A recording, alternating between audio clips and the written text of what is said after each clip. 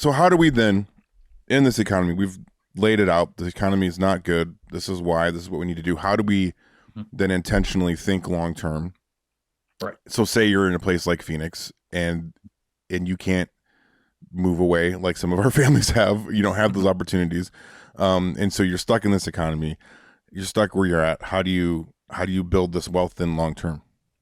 Yeah. And it starts with taking dominion, right? Taking dominion over your own finances. So do whatever work is necessary to increase your discretionary income so that you have something to set aside. And there's a million ways to do that, which means you're going to get decision paralysis potentially. Just pick one. Like, oh, well, I could go back to college and drop another $60,000 in debt for a degree so that I can make a little bit more money. Yeah. I could do better at work and ask for that raise. I could get these certifications, or I could look into getting another job. And a lot of things you could do, but whatever. I'd say it's going to depend person to person. So I can't give any general advice Sure. there except increase your income and decrease your expenses. But a lot of practical steps. Yeah. An audit of your own personal budget, right? A basic financial inventory, income, expenses, liabilities, assets, identifying your financial leaks, your subscriptions, bad spending habits, things that you don't know you're overspending on. Yeah. So just do like a general, hey, how much does the average family of my size spend on this nationally? You do that research, most people haven't. So just build out a budget and itemize everything. And then understanding your opportunity cost. A lot of people are deploying their capital when they don't even have a solid financial foundation. They're investing without a position of security and strength, and so it's no wonder when they actually have to pull some back with some regularity or go back into debt, further into debt, and now every dollar is worth less because they're having to pay 20-30% on top of everything else.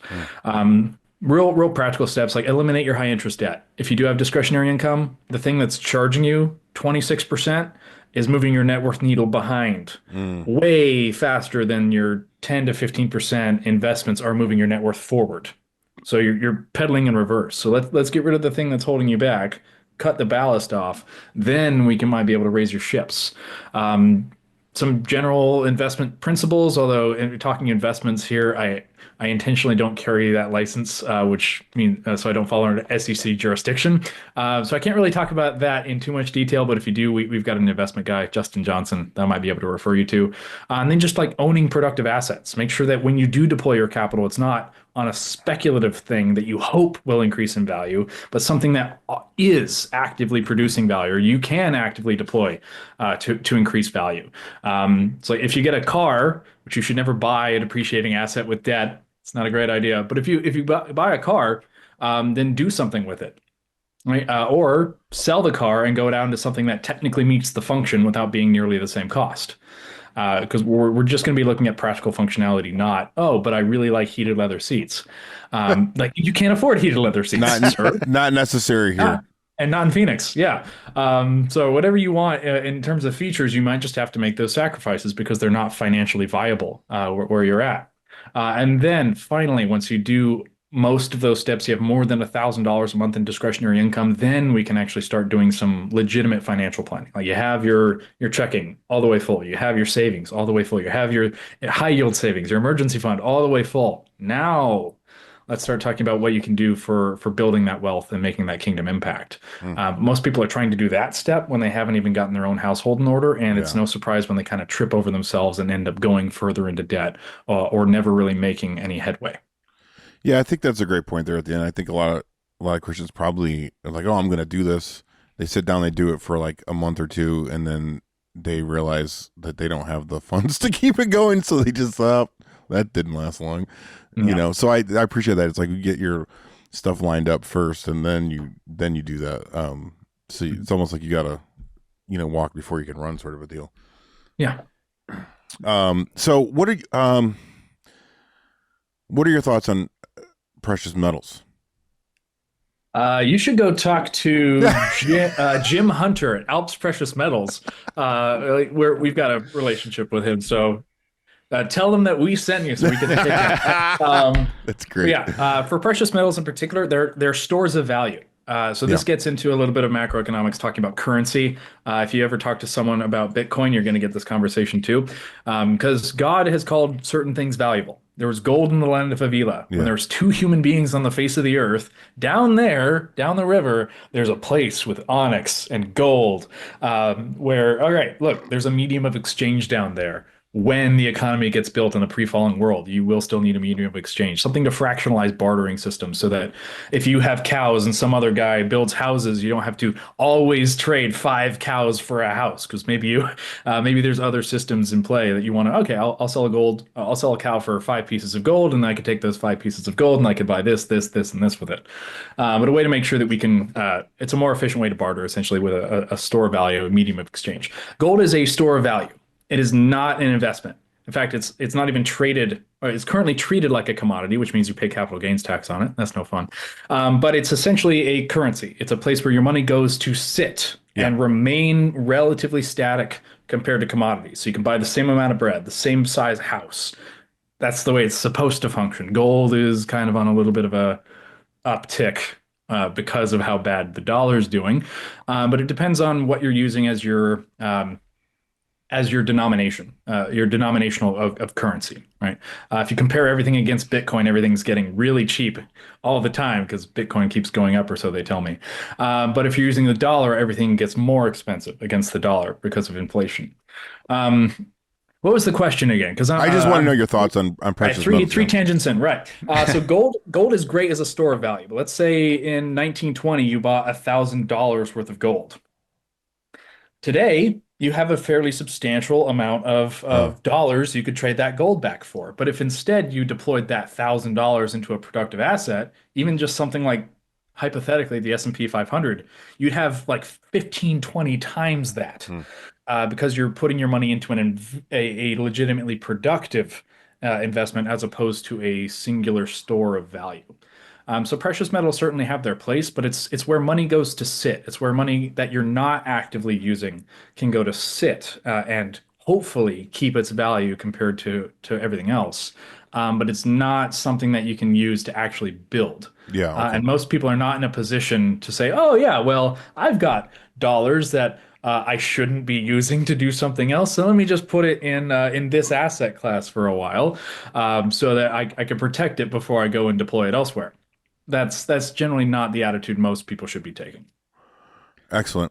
Go ahead. Yeah, so I have a question too. So on one of your other podcasts, you were talking about Christian mindset, and I think it might be good to kind of tie this all together. So I got some really bad advice when I was younger, like early 20s, where it was a good thing for me as a Christian to lock myself into a big car payment and max out my credit cards, because that shows that I can make monthly payments, and that's good because now I can month to month make payments. And that really hurt me. Like even now, like that took a portion out of my life of like paying that back and stuff. So it seems like most Americans, and especially Christians, have no idea. They're not having these conversations, at least not enough. So with everything we just talked about, poor debt management, but then also that post-millennial mindset of being future oriented. My daughter's 1, and Dr. White and it's really adorable. She's the best. Yeah. So like objectively speaking, she is. Yeah. She's the best. But she happens to really like me too. But yeah. She does. But Dr. White's talked about this, Jeff. All of our pastors, of when you have kids, it changes everything, right? You start thinking more about the future, and Lord willing, I'll have grandkids and great grandkids and a large family. But how can Christians, even if they don't have children yet, or if they do and they're not thinking about this, what does it take to change that mindset where you're not just thinking about your month-to-month expenses, but thinking about that generational wealth, whether it's building a business or just spending less and making more? What does it take? What does it take for a guy to like take control of things? A lot. I would say it's primarily mindset. 90% mindset, 10% actual action. So I suppose you would need to be more specific in the question, because it is going to depend person to person. I can't just say every man should go start a business, because there are men who are not gifted with those talents. Sure. And that would be a bad financial decision for them to even try. Some men are built for middle management. A corner office is about as good as they could get with their particular giftings. So just making sure that they are being strategic in their deployment of capital, in their saving of money, in their spending. and making sure that they are constantly working toward those ends, where they begin with the end in mind. Every decision has those things in mind, and eventually, even if it takes longer than another man, he should end up, as long as he's wise, in a financial position to leave an inheritance to his children and his children's children, making sure that compound interest is working in his favor instead of against him. And then time is the biggest factor there. So if he starts early, he starts often, and it starts with something. $50 a month in your teens is going to equate to potentially hundreds of thousands of dollars later, as long as it's compounding, as long as it's working for you. So yeah, I'd say a level of education is going to be necessary, and a level of stewardship that parents need to have over their children and their children's financial education in particular, to start moving that needle forward. And it's going to take probably 3 or 4 generations before we start seeing a substantial shift. But eventually, I think we're going to be able to build from granite again and stained glass windows, because the church is going to be the one with the wealth, or the church is going to be the people with the wealth. And for a practical example of this, because I'm not just talking theory, look at the Mormons. Yeah. Incredibly industrious people. That's why Deseret had a honey hive, and where they've got honeybees on their stuff, because they were just incredibly industrious. They went out to the middle of a barren desert and created a civilization, because they had that post-millennial view. They had that continuous that continuity in that community where, like, okay, we're all working toward the same goal. I'm going to make sure that this man gets my business, all of my business. I'm going to make sure that we build this thing here and that it supports these industries here so that we can grow as a community. And because of their sort of isolationist tendencies and their incredible industriousness, within 5 or 6 generations, they have a $100 billion investment portfolio. The Reformed Church, just since that is the Christian playbook, all we have to do is apply it. It's not like they came up with it. They just reverse engineered the proper biblical principles of wealth building, did it, and surprise, now they're wealthy. So all we have to do is the same thing. Or again, look at like the Jewish community, incredibly insular, incredibly industrious within their particular industries that they seem to be good at. And they make it a priority to go after wealth, to keep it in the family, to keep it in the community, and to grow it, right? To deploy it in the way that's the most efficient for their people. So all we have to do is take that mindset, take those same playbooks that we've seen play out over community and over community and over community, and just do the same, because that's what God has already called us to do. They're just actually applying it. Yeah, that's good stuff. Yeah, last thing I'll say on that, like, that should be convicting for all of us as Reformed Christians. Yeah. We should be the best businessmen, the best business owners, the best employees, the best at everything, because we have no better reason to work than for the glory of God. And if someone's talents necessarily don't make them the best, like, I'll never be the best at golf, and I'm okay with that, but Christians should be the hardest workers at the very least. If I'm working at McDonald's next to an unbeliever, I should be the hardest working one there, even if I'm, so I think that should be convicting, especially in the Reformed world of, we have such great theology and we can have excellent podcasts, but are we the best at all of these other avenues, Yeah. Excellent point. Or it's setting aside our petty differences and actually working together, as the Reformed community likes to fight each other and tear each other down at large, obviously not here, more than they like to go and actually patronize, quite literally, the businesses of other Reformed believers. Sure. Yeah, and I appreciate that. I've been saying this a lot for the last several years, but there's this word I keep coming back to, and it's just intentionality. And to kind of go back to your question, like, it's just be intentional, right? Yeah. And so I think we as Christians a lot of times we think of these things in theory, we don't actually put them to paper, put it to work. And so just be intentional. It takes literally just like, all right, that's $25 a month. That's what I have right now to put aside. We'll start there.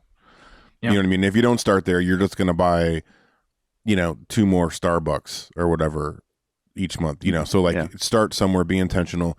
And like you said, it's about good stewardship, and that applies to all areas of life, not just money. And it applies to your children, your if you're a husband, to your wives, your family. Like, you should be a good stewardship of your time, like all that stuff. So be intentional in all those areas.